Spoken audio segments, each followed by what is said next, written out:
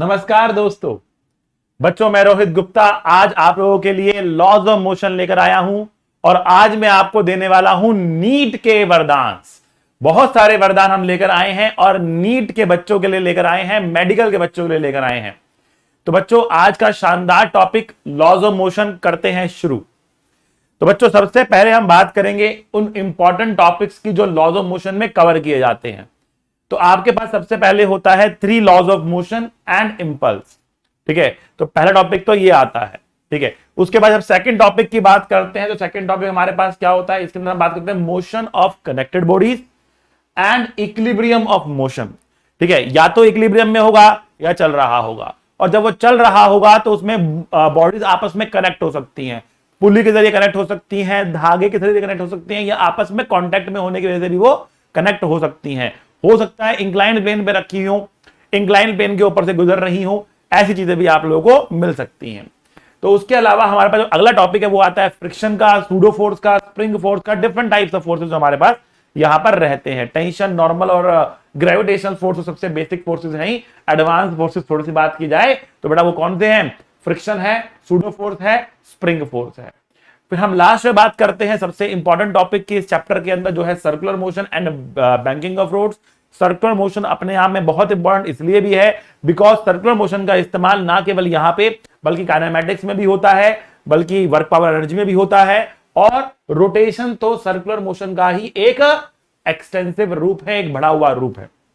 ठीक है, तो इसलिए हम ये 4 टॉपिक्स आपके सामने रखते हैं जो पूरी चैप्टर को बाइफरकेट कर देते हैं। ठीक है, तो अब 1 बाय 1 देखते हैं इस चैप्टर में क्या इंपॉर्टेंट है, प्रीवियस ईयर्स में क्या आया है। वरदान सीरीज की यही खासियत है बेटा कि जो आपको बताता है कि ये सबसे इंपॉर्टेंट चीजें हैं, ये आपको करनी चाहिए। तो इस चैप्टर की सबसे इंपॉर्टेंट चीजें आप लोगों के सामने आ चुकी हैं। अब बात करेंगे प्रीवियस ईयर में क्वेश्चंस कैसे आते हैं, उसके जरिए हम कॉन्सेप्ट्स को आगे लेकर बढ़ेंगे। ठीक है, तो चलो चलते हैं हम आगे और बात करते हैं वरदान नंबर 2 की, और ये है बेटा एटवुड मशीन। एटवुड मशीन के ऊपर हमें क्वेश्चन मिलते हैं। अब आप एटवुड मशीन होता क्या है आखिरकार? तो देखो बच्चों, एटवुड मशीन जो है एक सिंपल ब्लॉक्स और पुली का सिस्टम होता है। एक सिंपल ब्लॉक और पुली का सिस्टम होता है। इसके अंदर कुछ नहीं होता, एक पुली रहती है जो फिक्स्ड होती है और 2 ब्लॉक आप इससे टांग देते हैं। एक का मास m1 होता है, एक का मास m2 होता है।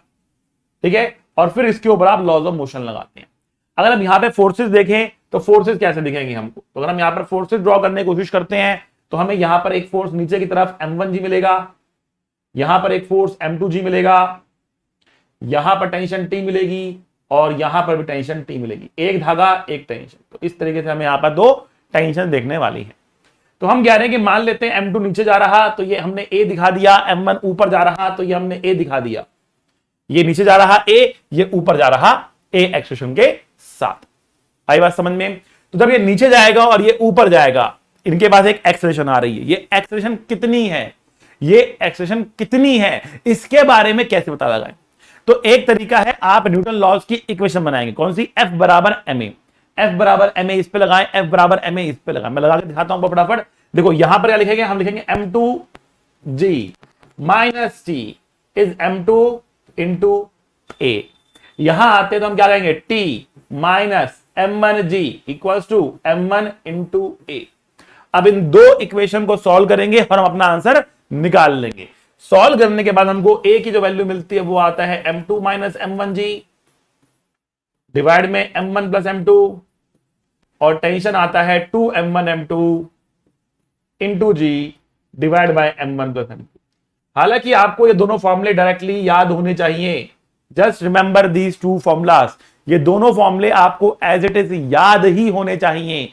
बट लेकिन अगर आपको ये फॉर्मूले याद नहीं हुई है तो अब मैं आपको यहां पर देने वाला हूं एक ऐसी सिद्धि जिससे एक लाइन में आप अपना आंसर निकाल सकते हैं। आपको 2 इक्वेशन बनाने की कोई जरूरत नहीं पड़ेगी, सीधा एक लाइन में ही आप अपने आंसर को निकाल पाएंगे। तो यहां पर जो सिद्धि आपको मिलने वाली है बेटा, सिद्धि क्या कहती है? एक बार बोल दो, सिद्धि माता की जय। तो सिद्धि क्या कहती है यहां पर? देखो सिद्धि कहती है कि भैया हम एक्सेलरेशन को लिख सकते हैं the net force divide by total मास। अब जो नेट फोर्स है ये कौन सा फोर्स है? ये ड्राइविंग फोर्स है। Net driving force divide by total mass. Now what do you mean by driving force here? आप ड्राइविंग फोर्स से क्या समझ सकते हैं? तो हमने कहा कि देखो इस सिस्टम को चला कौन रहा है आपको ये समझना पड़ेगा, और ये समझने के लिए काम ये करो, इस सिस्टम को सीधा कर दो, पुली हटा दो और सिस्टम को सीधा कर दो, पुली हटा दो सिस्टम को सीधा कर दो। जब आप पुली को हटाएंगे और सिस्टम को सीधा करेंगे तो सिस्टम में आपको M1 M2 ऐसे दिखना शुरू हो जाएंगे। यहां M1 लगेगा, यहां M2 लगेगा। आपने इसको सीधा कर दिया, आपने इसको सीधा कर दिया, M1 M2 सीधे हो चुके हैं अब, और आपने पुली को हटा दिया है, ठीक है ना। अब देखो यहां पर क्या होने वाला है। अब जो फोर्सेस आपको यहां पर दिखेंगे, आपको दिखेगा कि M1G ऐसे लग रहा, M2G ऐसे लग रहा।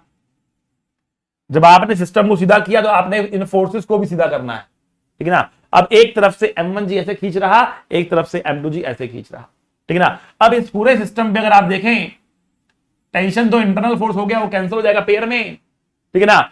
इधर से M2G खींच रहा, इधर से M1G खींच रहा, तो जो बड़ा फोर्स होगा सिस्टम उस तरफ भागेगा। तो मैंने कहा कि M2 नीचे जा रहा था मतलब M2 भारी था, मतलब A अगर इस तरफ है तो M2G बड़ा होगा। तो what is the net force? आपको कुछ नहीं करना, आपने कोई इक्वेशन नहीं बनानी, सीधा A का फॉर्मूला लिखना है। What is the net force? M2G इधर, M1G इधर, दोनों उल्टे हैं, सब्ट्रैक्ट करना पड़ेगा। तो क्या लिखोगे आप? M2G माइनस M1G, ये हो गया नेट फोर्स। किस डायरेक्शन में है? राइट में है। नेट फोर्स कहां है? राइट में है। Net force divide by total mass, net force divide by total mass. What is the total mass? M1 plus M2। Total mass कितना है बेटा? M1 प्लस M2 के बराबर है, M1 प्लस M2 के बराबर है। तो ये आपका आंसर आ गया। आप देखो बिल्कुल मैच कर रहा है आपका आंसर, ठीक।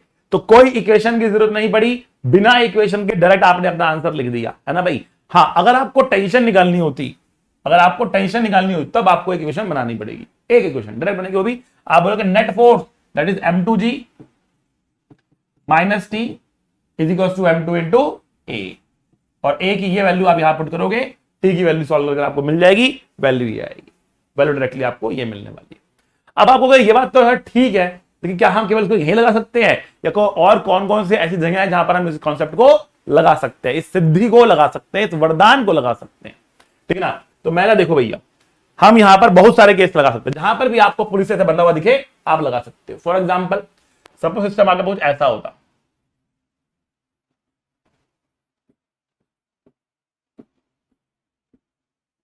तो आप यहां पर ड्राइविंग फोर्स क्या कहेंगे?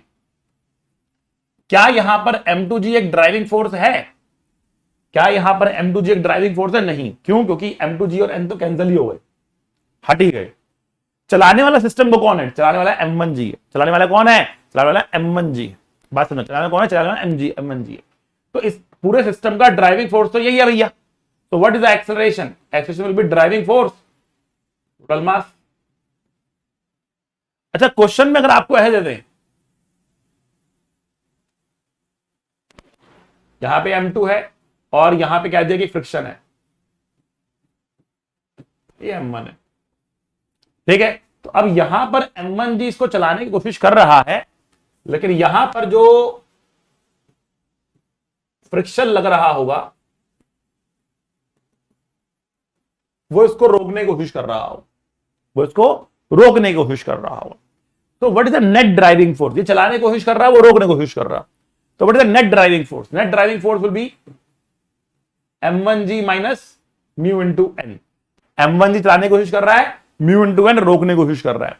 तो M1G minus mu into N divide by total mass कितना है? M1 प्लस M2 लगा सकते हो। What if I have 2 blocks here and 1 block here? कोई फर्क नहीं पड़ता। Suppose all of them has mass M, all of them has mass M, right? So here you will have mg and one more mg, and here you have only single mg. So on the left we have 2 mg, on the right we have single mg. So what is the net driving force? तो एक तरफ से इसको 2 mg से खींचा जा रहा है, दूसरी तरफ इसको केवल mg से खींचा जा रहा है। तो what is the net driving force? Net driving force will be 2 mg minus mg. तो जैसे A is nothing but 2 mg minus mg, and total mass कितना है? M plus M plus M. क्यों भाई? मजा आ रहा है तो ठोक दो ताली, ठीक है ना। क्या आएगा बस? mg divide by 3m, answer आया G/3। एक लाइन में डायरेक्ट आंसर लिख रहे हो आप, डायरेक्ट आंसर लिख रहे हो, ऐसे चुटकियों में आंसर बनते हैं। समझो बात को, सही तरीका पता हो, सही तरीका टेक्निक पता हो, आपके आंसर चुटकियों में बनेंगे। ठीक है ना, कोई टेंशन वाली बात यहां पर नहीं है। ठीक है, एक और एग्जांपल लेके दिखाता हूं आपको। Suppose the situation is like this,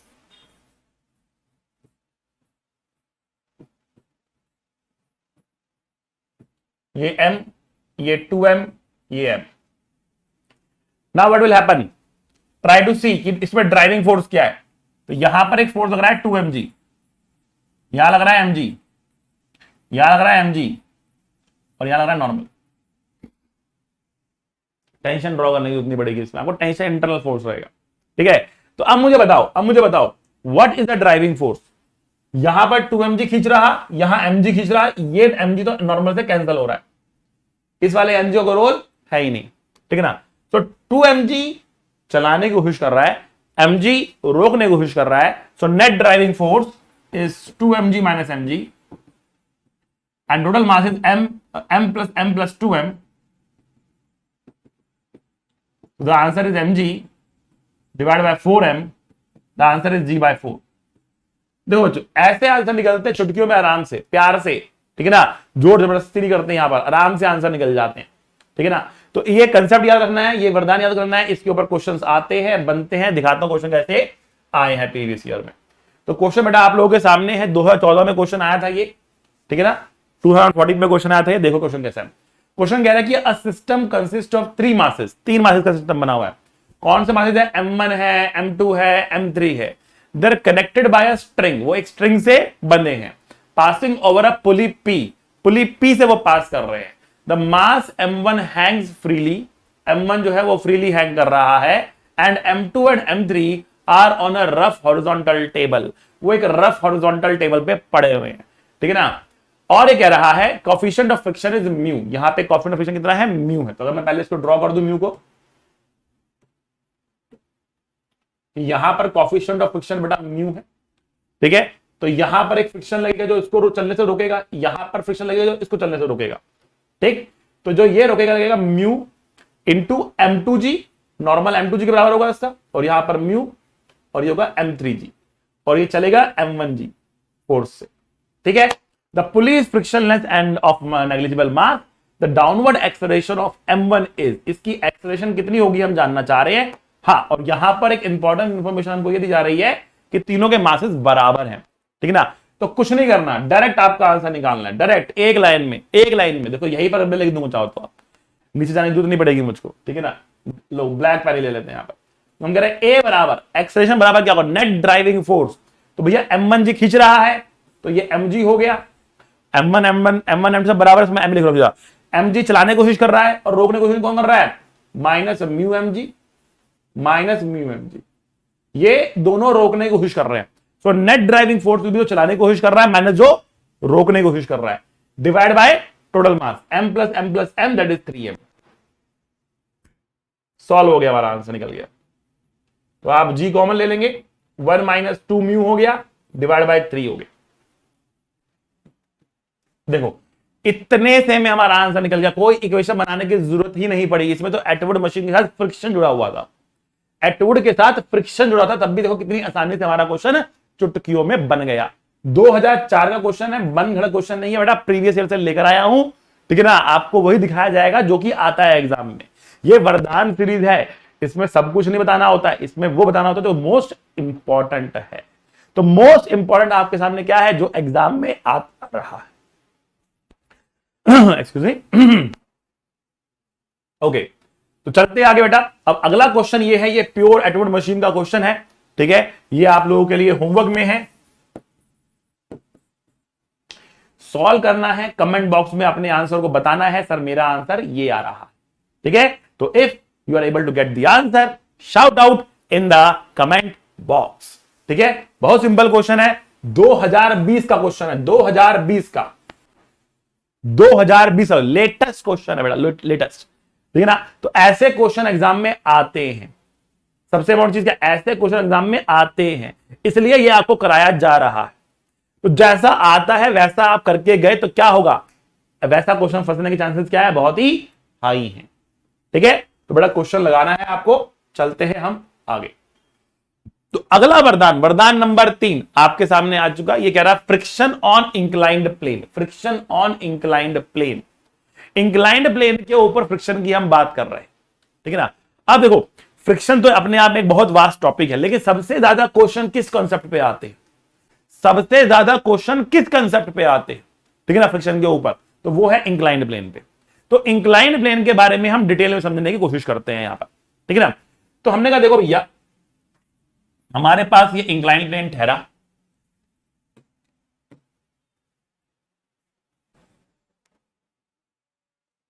और ये एंगल थीटा है, ठीक है। इस पर हमने एक ब्लॉक रख दिया, इस पर हमने एक ब्लॉक रख दिया,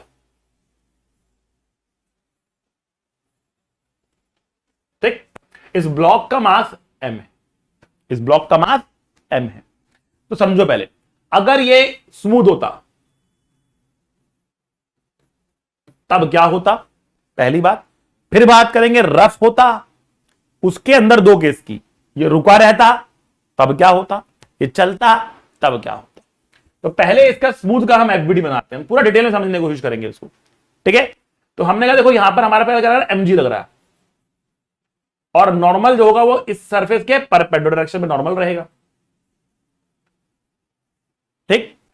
अच्छा, अब समझना बात को, ये एंगल है 90 माइनस थीटा, और ये एंगल हो जाएगा थीटा, ठीक। तो वर्टिकल से जो ये एंगल हो जाएगा ना, ये थीटा बन जाएगा। कहने का मतलब ये है कि इंक्लाइंड प्लेन हॉरिजॉन्टल से जो एंगल बना रहा है, नॉर्मल वर्टिकल से वही एंगल बना रहे हैं। मैं लिख देता हूं यहां पर कि inclined plane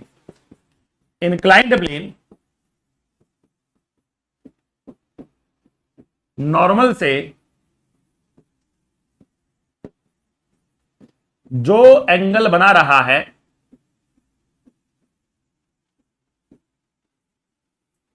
inclined plane normal से नहीं, इंक्लाइंड प्लेन हॉरिजॉन्टल से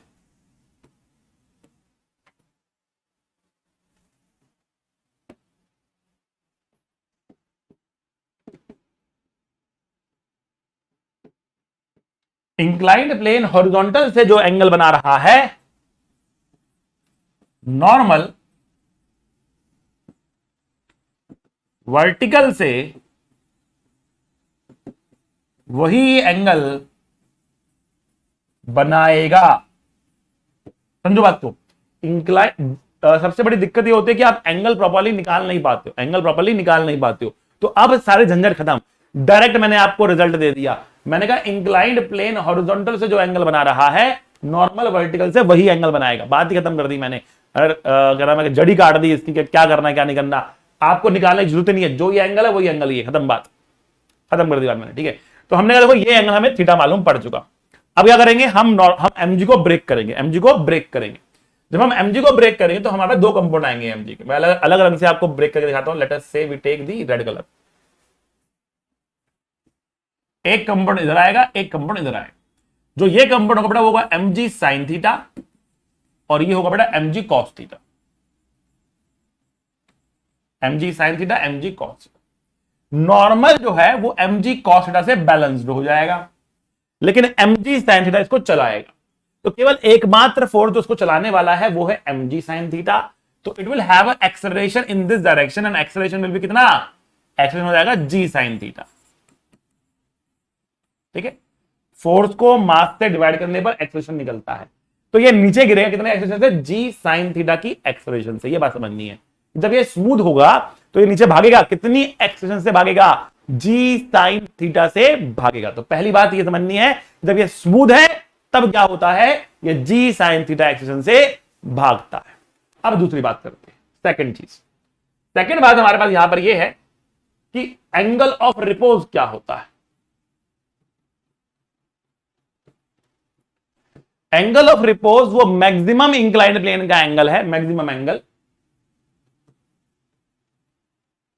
of inclination, so that the block does not slip. Maximum angle of inclination so that the block does not slip. कितना मैक्सिमम एंगल हो कि ब्लॉक नीचे ना गिरे। कितना मैक्सिमम एंगल हो कि ब्लॉक नीचे ना गिरे, वो है एंगल ऑफ इंक्लिनेशन। अच्छा जी, तो हमने कहा कि देखो भैया, ये थीटा है और ये मास m है, यहां लग रहा mg साइन थीटा, यहां लग रहा mg कॉस थीटा, ये है नॉर्मल रिएक्शन। तो कौन रोकेगा इसको? इसको रोकेगा फ्रिक्शन। समझना बात को। और मैक्सिमम एंगल की बात कर रहे हैं तो फ्रिक्शन होगा लिमिटिंग, और लिमिटिंग फ्रिक्शन होता है mu static into normal reaction, और नॉर्मल रिएक्शन है mg cos थीटा के बराबर, तो mu S into mg cos theta. दोनों को बैलेंस कर देंगे क्योंकि ना नीचे जा रहा ना ऊपर जा रहा, रुका हुआ है, वो इक्विलिब्रियम में है, तो हम बोलेंगे भैया mu S mg cos theta बराबर mg sin थीटा। इसका मतलब म्यू एस बराबर tan थीटा, या थीटा बराबर tan इनवर्स म्यू एस। तो अगर आपसे मैक्सिमम एंगल बोला जा रहा कि इतने एंगल तक नहीं चला या इतने एंगल के बाद चला, इसका मतलब वो एंगल कितना है? tan इनवर्स म्यू एस है। Mu S coefficient of static friction होता है। ठीक, इससे बड़ा एंगल करोगे तो ये चल पड़ेगा। तो जब फ्रिक्शन नहीं था तब क्या हो, समझ में आया? जब मैक्सिमम एंगल पे रुका हुआ तब क्या होता, समझ में आया? और जब उससे भी बड़ा एंगल हो गया तब क्या होगा, उसकी बात करते, तभी चलेगा। It will have an acceleration.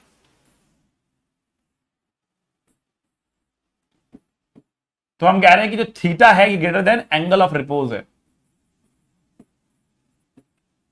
ठीक, तो अब जो नीचे लग रहा force that is mg sin theta,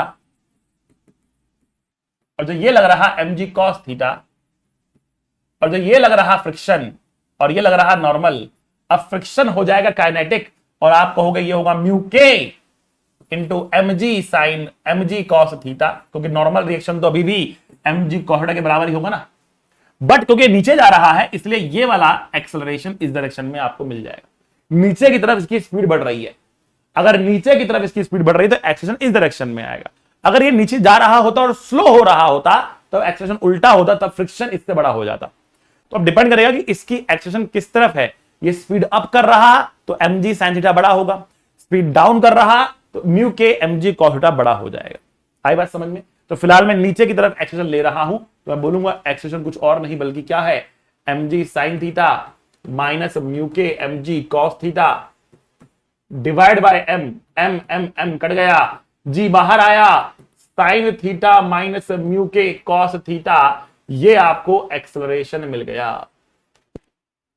a is equal to g sin theta minus mu k cos theta, g into sine theta minus mu k cos theta. आई बात समझ में? ये आपको एक्सेलरेशन मिल गया। क्लियर हुई बात? बहुत बढ़िया, शानदार।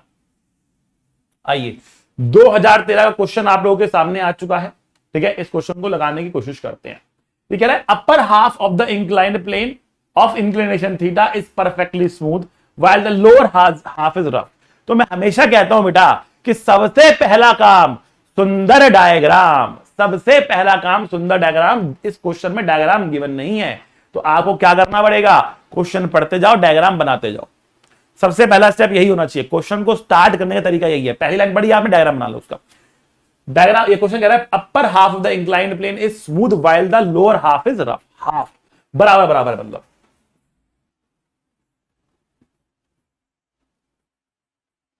ये स्मूथ है,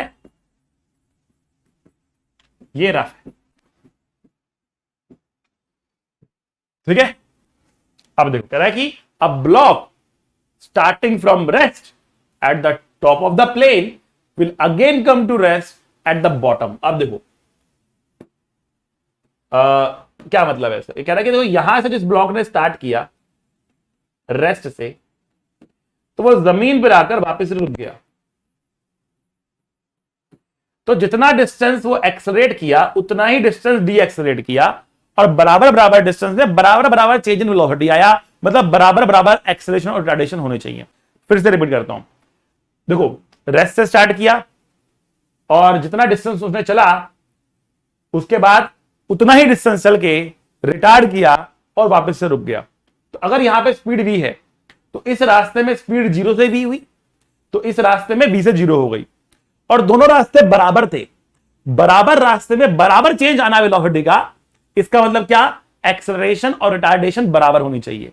जो एक्सेलेरेशन यहां पर है उतना ही रिटार्डेशन यहां पर होना चाहिए। यहां पर नीचे की तरफ होगा, यहां ऊपर की तरफ होगा, इतना डिफरेंस है बस। आई बात समझ में? बहुत अच्छा। Coefficient of friction between the block and the lower half of the plane is given by, कहता है यहां पर म्यू कितना है ये बता दो, यहां पर म्यू कितना है ये बता दो। क्लियर? यहां पर म्यू कितना है ये बता दो। तो हमने अब एक क्वेश्चन कैसे लगाए इसको, how to solve this question. हमें चलो एक काम करते हैं, हमें पता है कि यहां जो एक्सेलरेशन है यहां पर उतनी ही रिटार्डेशन है, दोनों लिख के बराबर कर देते हैं, है ना भाई, दोनों का मैग्नीट्यूड बराबर कर देते हैं। तो हमें पता है जब स्मूथ होता है तो एक्सेलरेशन होती है जी साइन थीटा, तो हम लिखेंगे जी साइन थीटा। बट यहां पर कितनी होगी जहां पर ये रिटार्ड कर रहा रफ वाले केस में। अब देखो मैंने कहा था नीचे लगेगा एम जी साइन थीटा और ऊपर लगेगा mu k M G cos theta. इसने खाली कोएफिशिएंट ऑफ फ्रिक्शन बोला, काइनेटिक और स्टैटिक नहीं बोला, तो हम दोनों को बराबर मानते हुए चलेंगे और केवल म्यू भी लिख सकते हो आप यहां पर। बट यहां पर जो निकलेगा वो म्यू के निकलेगा, वास्तव में म्यू एस नहीं निकलेगा। बट क्वेश्चन ने कुछ कहा नहीं, तो सब वही है जो हमारा निकल रहा है, वही पूछा एक तरीके से। अगर वो रिटार्ड कर रहा, नीचे की तरफ जा रहा है, रिटार्ड कर रहा है, लेकिन रिटार्ड कर रहा है इसका मतलब क्या है कि ऊपर वाला फोर्स बड़ा होगा, नीचे वाला फोर्स छोटा होगा, इसका एक्सेलेरेशन ऊपर की तरफ आने वाला है। और ऊपर वाला फोर्स बड़ा है तो हम क्या बोलेंगे, एक्सेलेरेशन ऊपर वाला फोर्स माइनस नीचे वाला फोर्स,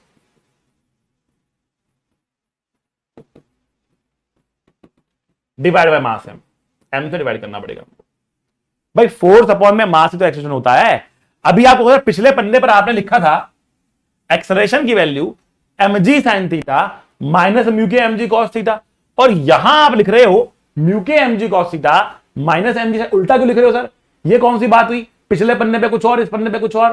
पिछले पन्ने पर मैंने एक्सेलरेशन जो मानी थी वो नीचे की तरफ मानी थी, इसलिए नीचे वाले फोर्स को बड़ा कर लेते हुए लिखा था। यहां पर क्वेश्चन ने हमें कहा है कि स्लो डाउन हो रहा है, वापस रुक रहा है, मतलब ऊपर की तरफ एक्सेलरेशन है, मतलब ऊपर वाला फोर्स बड़ा है, रोकने वाला फोर्स बड़ा है, इसलिए मैंने इसको बड़ा माना और इस तरीके से लिखा। आई बात समझ में? तो क्वेश्चन बाय क्वेश्चन आपको समझना पड़ेगा, क्वेश्चन बाय क्वेश्चन आपको समझना पड़ेगा, उसके हिसाब से इक्वेशन लिखनी पड़ेगी। ठीक है, मुझे जी भी कटता हुआ दिख रहा है, ये साइन इधर आ जाएगा,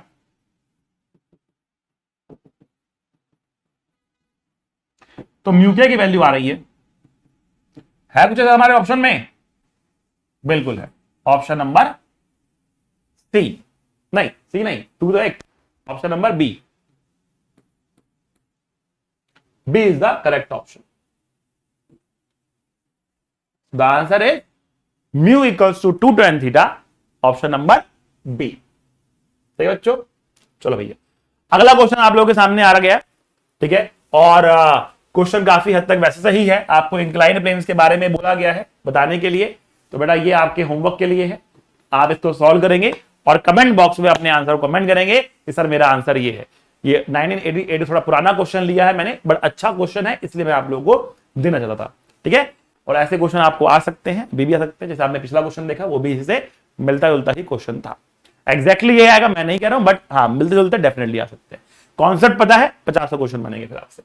चलो भाई अगला वरदान, सूडो फोर्स, हम सबका फेवरेट सूडो फोर्स, ठीक है ना। एक ऐसा फोर्स जो वास्तव में होता नहीं है, एक ऐसा फोर्स जो वास्तव में होता नहीं लेकिन फिर भी लगाना पड़ता है, होता नहीं है लगाना पड़ता है। ऐसी क्या चीज है जो होती नहीं है लगानी पड़ती है? सूडो फोर्स, सूडो फोर्स, ठीक है ना। कब लगता है, कितना लगता है, थोड़ी सी इसके बारे में हम और चर्चा करते हैं। ठीक है, तो ध्यान रखिए जब भी आप अपने प्रश्न को ऐसे फ्रेम में सॉल्व करने की कोशिश करेंगे जिसके पास एक्सेलरेशन होगी, वो ऑब्जर्वर सूडो फोर्स लगाएगा। ठीक है, तो बाकी सारे फोर्सेस के साथ साथ उसको सूडो फोर्स एक्स्ट्रा लगाना पड़ेगा।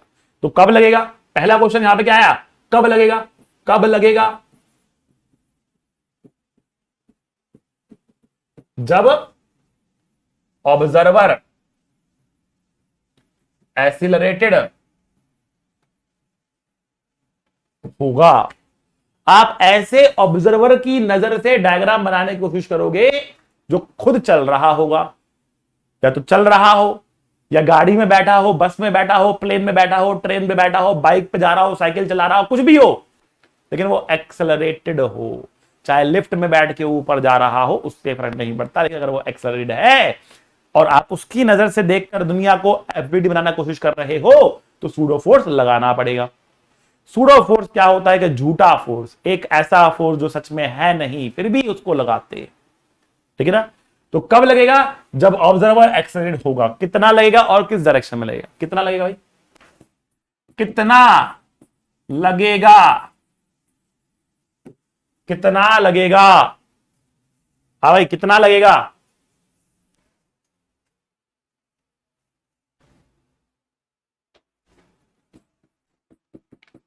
कितना तो कितना लगेगा भाई बताओ?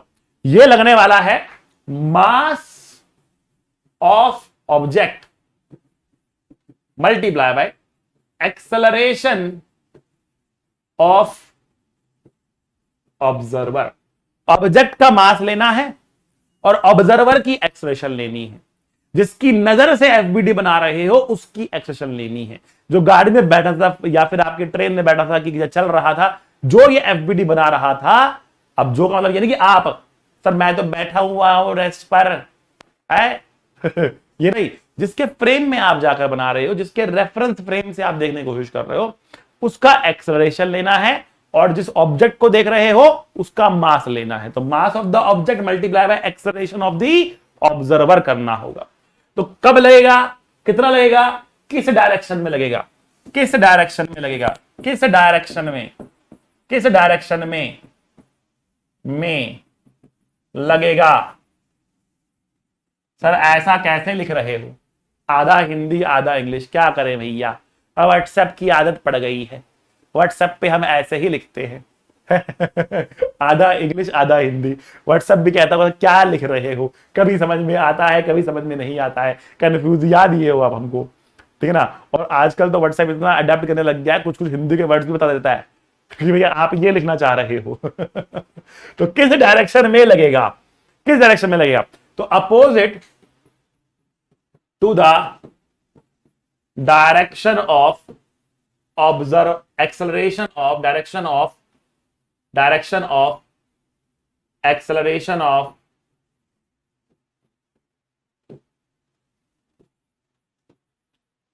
Observer.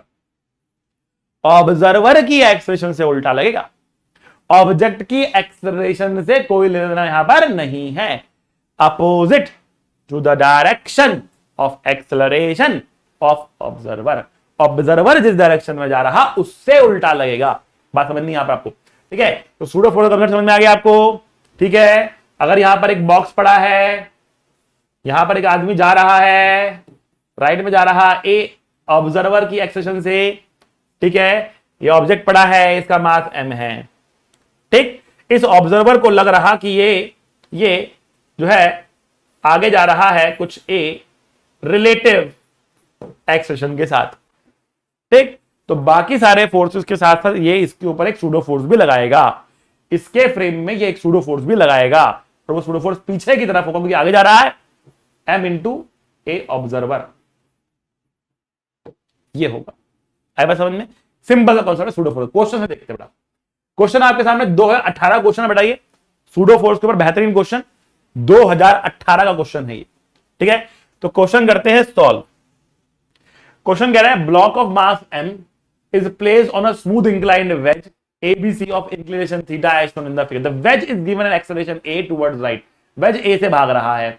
The relation between a and theta for the block to remain stationary, सबसे इंपॉर्टेंट क्वेश्चन इंफॉर्मेशन ये, for the block to remain stationary on the wedge is, block stationary नहीं है, ब्लॉक वेज के ऊपर स्टेशनरी है। मतलब veg की नजर से देखने पर वो रुका हुआ नजर आ रहा, वेज की नजर से देखने पर ब्लॉक रुका हुआ नजर आ रहा है, ठीक है। मतलब क्वेश्चन कह रहा है वेज के फ्रेम में जाकर एफबीडी बनाओ और वेज के फ्रेम में इसका रिलेटिव एक्सेलरेशन 0 है, रुका हुआ है। तो जब आप वेज के फ्रेम में गए, आपने अपने बाला को वेज पे बिठा दिया। जब बाला को आपने वेज पर बिठा दिया तब क्या हुआ? तो बाला को वेज तो रुका हुआ दिख ही रहा है, ब्लॉक भी रुका हुआ दिख रहा है। तो बाला ने कहा कि देखो भैया यहां पर लग रहा एक mg, यहां पर लग रहा एक नॉर्मल जो वर्टिकल से थीटा एंगल बना रहा होगा, और यहां पर मैं बाकी सारे फोर्सेस के साथ साथ एक सूडो फोर्स लगाने वाला हूं जो पीछे की तरफ होगा, क्योंकि मेरा खुद का एक्सेलरेशन जो है वो आगे की तरफ है, इसलिए सूडो फोर्स मैं पीछे की तरफ लगाऊंगा, ठीक है ना। और जो इसका सूडो फोर्स का वैल्यू होगा वो होगा mass of the object that is small m, acceleration of observer that is a। अब यहां पे ऑब्जर्वर मैं नहीं हूं, आप नहीं हो, ऑब्जर्वर कौन है? बाला है। बाला इज द ऑब्जर्वर, जिसको जहां बिठाकर एफबीडी बनाओगे उसका एक्सेलरेशन वही हो जाएगा। तो उसने सूडो फोर्स लगा दिया m इंटू ए पीछे की तरफ। आई बात समझ में? और अब इसको ये ब्लॉक रुका हुआ दिख रहा, तो उसने कहा कि देखो भैया n के होंगे दो टुकड़े, एक टुकड़ा होगा ऊपर, एक होगा राइट में। ऊपर वाला होगा n cos थीटा, राइट वाला होगा n sin थीटा। और क्योंकि ये इसको रेस्ट पे नजर आ रहा है तो इसलिए सारे फोर्सेस को मैं बैलेंस कर दूंगा। तो मैंने कहा कि भैया देखो ये जो n cos थीटा है ये mg के बराबर है, और जो ये n sin थीटा है ये ma के बराबर है। और अगर मैं दोनों को डिवाइड कर दूं तो मुझे मिलेगा tan थीटा बराबर a बाई जी, और a मिलेगा g tan थीटा। मैंने डिवाइड किया है, ये इक्वेशन नंबर 1 है, इक्वेशन नंबर 2 है, तो मैंने जो किया है क्या, equation number 2 divide by equation number 1 किया है, 2 को 1 से डिवाइड किया है। तो ये n और n कटेगा, tan थीटा आएगा, यहां पर a बाई जी आएगा, तो a की वैल्यू आएगी g tan थीटा। तो सही आंसर है C, g tan थीटा के बराबर। बढ़िया। आज देखो कितने आराम से क्वेश्चन बन रहे हैं, कॉन्सेप्ट जो मर्जी हो, क्वेश्चन बड़े आराम से बनते हैं। मेडिकल का फिजिक्स बहुत टफ नहीं होता है, ये मिथ है, ये मिथ है बहुत बड़ा कि फिजिक्स बहुत टफ होता है, बहुत टफ। हाँ सोचना पड़ेगा, देखते टिक नहीं कर सकते, करना पड़ेगा क्वेश्चन को, लेकिन 3-4 लाइन देखो इतना सिंपल सा क्वेश्चन बन जाता है आराम से। कॉन्सेप्ट पकड़ लिया, लगाना शुरू कर दिया, क्वेश्चन मक्खन। ठीक है, चलो बढ़ते हैं आगे। तो अगला क्वेश्चन बेटा आप लोगों के सामने ये है, क्वेश्चन कुछ वैसा सही है, इसको आगे लेके जाना ताकि गिरे ना। तो अपने बाला को आप यहां बिठाओगे, एफबीडी बनाओगे, फ्रिक्शन लगेगा ऊपर तो उसको गिरने से रोक लेगा, ठीक है ना। तो बस इसको आपको सॉल्व करना है और अपना आंसर निकालना है, ये आपके लिए होमवर्क ठहरा। ठीक है, होमवर्क है, कमेंट बॉक्स में अपना आंसर देना है। सर मेरा आंसर ये है, मेरा आंसर ये है, मेरा आंसर ये है, मुझको आता है, मेरा आंसर ये है। ठीक है, चलो वरदान नंबर 5, वरदान नंबर 5 पे पहुंच चुके हैं हम, और ये है circular motion and banking, banking of road. अब बैंकिंग पेश करता है, खाली मैंने बैंकिंग लिख छोड़ दिया, और ये क्या है, बैंकिंग ऑफ रोड्स की बात कर रहा। ठीक है, तो फटाफट कुछ बातें यहां पे मैं आपको बताता हूं। ठीक है, तो पहला कॉन्सेप्ट ये है कि जब भी सर्कुलर मोशन की बात की जाएगी तो एक फोर्स सेंटर की तरफ लगना जरूरी है। अब ये फोर्स कोई भी हो सकता है, this can be tension, this can be normal reaction, this can be friction, this can be spring force, this can be pseudo force, whatever force it is, right? जो भी फोर्स सेंटर की तरफ लगेगा ना वो सेंट्रीपिटल फोर्स कहलाएगा। जो भी force resultant force, net force toward centre, net force toward centre, net force towards centre is called centripetal force, and the value of the centripetal force will be equal to mv square by r or m omega square into r, right? mv square by r या m omega square into r। आए बात समझ में आपको? Clear है? तो f क्या है, तो सेंटर की तरफ लग रहा है वो क्या है, mv स्क्वायर बाय r या m ओमेगा स्क्वायर। इसको मैं fc कह देता हूं, जो सेंटर की तरफ लग रहा है। बट जो टेंजेंट की अलोंग लग रहा है ft, ठीक, ये क्या होगा, इसको कहेंगे टेंजेंशियल फोर्स। और जो टेंजेंशियल फोर्स होता है ये रफ्तार बढ़ाता है, तो ये m इंटू ए टेंजेंशियल कहलाएगा, या फिर m into dv by dt कहलाएगा। यहां पर v क्या रहेगा, स्पीड।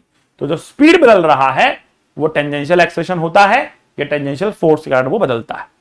ठीक है बच्चा लोग, तो जो भी सर्कुलर मोशन क्यों ना हो, किसी भी पॉइंट पे जब सर्कुलर मोशन हो रहा है, आप सेंटर की तरफ जो नेट फोर्स होगा उसको m omega square by r या mv स्क्वायर बाय r के बराबर कर सकते हो। जैसे जब अर्थ सन के चारों तरफ घूमती है तो जो ग्रेविटेशनल फोर्स होता है उसको आप mv स्क्वायर बाय r या m ओमेगा स्क्वायर r के बराबर कर सकते हो। जब एक इलेक्ट्रॉन प्रोटॉन की चारों तरफ घूमता है या न्यूक्लियस की चारों तरफ घूमता है तो इलेक्ट्रोस्टैटिक फोर्स को आप mv²r या m⍵²r के बराबर कर सकते हो। ठीक है ना। तो जो भी फोर्स, जब भी सर्कुलर मोशन हो रहा है, जो भी फोर्स सेंटर की तरफ लग रहा होगा उसको आप सेंट्रिपिटल बोल के इसके बराबर कर सकते हो। पहले बात समझ में आई आपको। चलो अब बात करते हैं बैंकिंग की, कि बैंकिंग ऑफ रोड्स वगैरह क्या होता है, बैंकिंग ऑफ रोड्स क्या होता है और बैंकिंग कैसे की जाती है। तो पहले बात करता हूं, अगर बैंक्ड रोड नहीं है, एक फ्लैट रोड है, तो बच्चा फ्लैट रोड पे चलने के लिए, घूमने के लिए फ्रिक्शन की आवश्यकता होती है। mg अंदर लगता है और नॉर्मल बाहर लगता है। तो वो कौन सा फोर्स है जो सेंटर की तरफ हो सकता है यहां पर, और एकमात्र फोर्स जो सेंटर की तरफ यहां पर आ सकता है वो होता है फ्रिक्शन फोर्स। तो टायर आपको घुमाने पड़ते हैं, टेढ़ा करना पड़ता है, तो जब टायर टेढ़ा होता है तो फ्रिक्शन आ जाता है सेंटर की तरफ। ठीक, तो फ्रिक्शन सेंटर की तरफ आ गया, और ये जो फ्रिक्शन फोर्स हुआ ये किसके बराबर हो गया, mv²r के बराबर हो गया। r इसका रेडियस हो गया, v इसकी रफ्तार हो गई। बट जैसे जैसे आप v इंक्रीज करोगे फ्रिक्शन बढ़ता जाएगा, लेकिन फ्रिक्शन के बढ़ने की होती है लिमिट। तो जब आप मैक्सिमम स्पीड की बात करेंगे तो एक लिमिटिंग फ्रिक्शन लगेगा, उससे ज्यादा स्पीड होगी तो स्लिपिंग स्टार्ट हो जाएगी, और गाड़ी जो है वो ऐसे घूमने के बजाय ऐसे स्लिप करते हुए ऐसे दीवार के साथ टकरा जाएगी। ठीक है, तो ऐसे घूम रही थी, पर अब जब स्लिपिंग हुई तो गाड़ी ऐसे घूम नहीं पाई, बल्कि ऐसे चलते चलते दीवार के साथ जाके भिड़ गई, खड़ाक टक्कर हो गई। इसलिए जरूरत से ज्यादा तेज स्पीड से नहीं गाड़ी को दौड़ाना होता। ठीक है ना। तो हमने बोला कि जो लिमिटिंग फ्रिक्शन है उसकी वैल्यू कितनी है, वो है μmg। μmg, तो μmg को हमने डाल दिया mv²r के बराबर। तो यहां पर हमको vmax मिल गया, √μr। ठीक, √μr आपको मैक्सिमम स्पीड मिल गई जब ये अनबैंक्ड रोड थी, अनबैंक्ड। लेकिन अगर आपने रोड को बैंक कर दिया, मतलब साइड से उठा दिया, अगर मैं थोड़ा डायग्राम बनाने की कोशिश करूं तो ये मैंने आपको उसका साइड व्यू दिखाया है, गाड़ी इसके ऊपर जा रही है और ये पूरा ट्रैक ऐसे घूम रहा है, घूमते हुए आ रहा है पूरा। ठीक है ना। ट्रैक वास्तव में ऐसा है,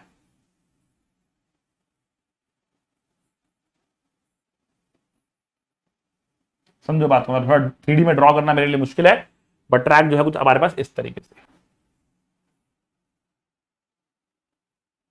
ठीक है, तो थोड़ा ड्रॉ करना 3D में मुश्किल है मेरे लिए, मैं ड्रॉ तो नहीं कर पाऊंगा इतनी अच्छे तरीके से, बट आपको इमेजिन करना पड़ेगा। यहां पर कुछ इस तरीके से हमारे पास ट्रैक, ठीक है, और गाड़ी जो है वो ऐसे टेढ़ी होते हुए इस पे से जा रही है। तो बैंक्ड है, साइड से उठा हुआ ट्रैक, साइड से उठा हुआ ट्रैक। उठे हुए ट्रैक पर जब ये गाड़ी जा रही है तो इसका अब मैक्सिमम रफ्तार कितना है, और यहां पर फ्रिक्शन नहीं है, बिना फ्रिक्शन के भी अभी गाड़ी जा सकती है। यहां पर बिना फ्रिक्शन के गाड़ी घूम नहीं सकती थी, टायर आप घुमा देते ना तो भी गाड़ी सीधी चली आती क्योंकि फ्रिक्शन जमीन पर नहीं था। बट यहां पर ऐसा नहीं है, यहां पर गाड़ी घूम सकती है और नॉर्मल रिएक्शन का एक कंपोनेंट सेंटर की तरफ आ सकता है। तो मैं पूरी डेरिवेशन में फिलहाल नहीं जाऊंगा, आपको रिजल्ट याद करना है कि यहां पर v की वैल्यू आती है √rg tan theta, √rg tan theta. तो आपको एक तो ये फॉर्मूला याद करना है, एक तो ये फॉर्मूला याद करना है। बैंक्ड रोड के लिए ये फॉर्मूला आ गया, अनबैंक्ड के लिए ये फॉर्मूला आ गया। यहां पर स्मूथ था, फ्रिक्शन होगा चीजें और कॉम्प्लिकेट हो जाएंगी, तब साइडवेज स्लिपिंग को वो रोकेगा।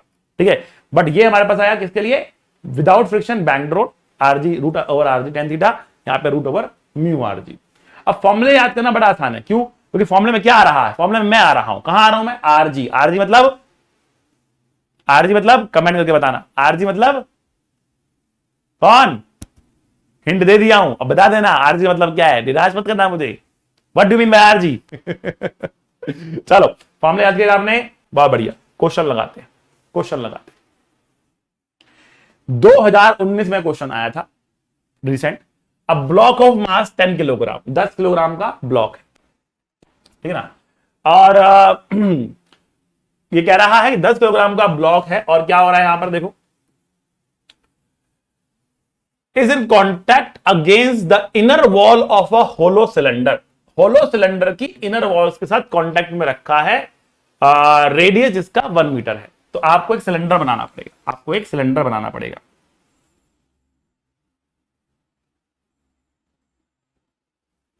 ठीक है, so we made a cylinder here.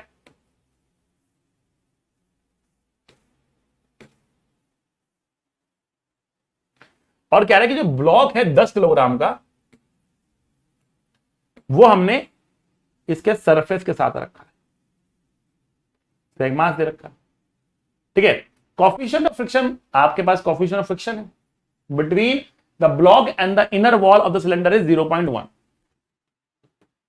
The minimum angular velocity omega, the minimum angular velocity needed for the cylinder to keep the block stationary when the cylinder is in vertical and rotating about his axis will be, कितना omega होगा ताकि ये नीचे ना गिरे, ताकि ये नीचे ना गिरे, कितना ओमेगा इसका होना चाहिए। ठीक है ना, तो एक तरीके का बेटा ये क्या है, डेथ वेल है, तेजी से घूम रहा है ताकि नीचे ना गिरे, ताकि नीचे ना गिरे। डेथ वेल हिंदी में बोले तो मौत का कुआं टाइप का सिचुएशन यहां पर हो रही है, नीचे खुला हुआ, गिरेगा तो सीधा नीचे गिर जाएगा। ठीक है ना, बट ये घूम रहा है ताकि नीचे ना गिरे। अब मौत के कुएं में वॉल स्टेशनरी होती है, खुद बाइक चल रही होती है, यहां पे पूरी दीवार ही चल रही है। ठीक है ना, फर्क इतना ही है बस। ठीक है, तो अब देखो यहां पर होगा क्या, यहां पर दीवार जो है इस पर एक नॉर्मल लगाएगी, दीवार एक नॉर्मल लगाएगी, एक इसके पास mg होगा और एक इसके पास फ्रिक्शन होगा। फ्रिक्शन की वैल्यू म्यू इंटू एन आप कर सकते हो, बट एन क्या होगा भाई, एन जो है वो इसके सेंटर पे जा रहा है, ये एक सर्कुलर मोशन में जा रहा है ना, तो एन सेंटर की तरफ जा रहा है, तो एन को हम लिख सकते हैं एन बराबर M omega square R, N will be M omega square R. ठीक है ना, और फ्रिक्शन जो है वो है म्यू इंटू एन, जो किसको बैलेंस कर रहा होगा, mg को बैलेंस कर रहा होगा। देखो मैं फिर से बताता हूं, मैंने कहा कि ये ब्लॉक सर्कुलर पाथ में जा रहा, और सर्कुलर पाथ में जो भी फोर्स सेंटर की तरफ लगता है, सर्कुलर पाथ में जो भी फोर्स सेंटर की तरफ लगता है वो सेंट्रीपिटल होता है, उसको आप एम ओमेगा स्क्वायर आर के बराबर कर सकते हो। तो एन की वैल्यू आ गई एम ओमेगा स्क्वायर आर, और जो ऊपर वाला फोर्स है म्यू इंटू एन, वो नीचे वाले फोर्स mg के बराबर हो जाएगा। जब दोनों को कंपेयर करेंगे तो हम लिखेंगे mu M omega square R equal to mg, M cut गया, ओमेगा, ओमेगा आपसे पूछा गया है, तो ओमेगा स्क्वायर की वैल्यू आ रही है g by mu R, and omega will be root over g जो कि 10 है, म्यू जो कि 0.1 है, और r कितना है बेटा, r है 1 मीटर। ठीक है, तो ये आ गया √100, दैट मींस 10 रेडियंस पर second. The correct answer would be A. A would be the correct answer. नहीं, A नहीं, सॉरी, अरे क्या कर रहे हैं हम, क्या कर रहे हैं, √10 है ना, 10 है, 10 निकाला हमने, तो C is the answer, 10 radian पर सेकेंड, 10 रेडियन पर second is the correct answer. तो अगला प्रश्न बेटा आपके बैंकिंग ऑफ रोड्स के ऊपर दिख रहा है मुझको, बैंकिंग एंगल दे रखा है आपको यहाँ पर, कह रहा है कि कार है 1000 kg की, negotiates a banked curve of radius 90 metre on a frictionless road if the banking angle is 45 degree. 2012 का क्वेश्चन है, आपका फॉर्मूला लगने वाला है कि v बराबर √RG tan थीटा। सॉल्व करना है और अपने आंसर को कमेंट बॉक्स में मेंशन करना है कि सर मेरा आंसर ये आ रहा है। ठीक है, चलो तो ये थी बेटा आज की कहानी, पढ़ते रहिए, मुस्कुराते रहिए, be a good human being. मिलेंगे अगली क्लास में, तब तक के लिए see you, tata, bye bye, love you all.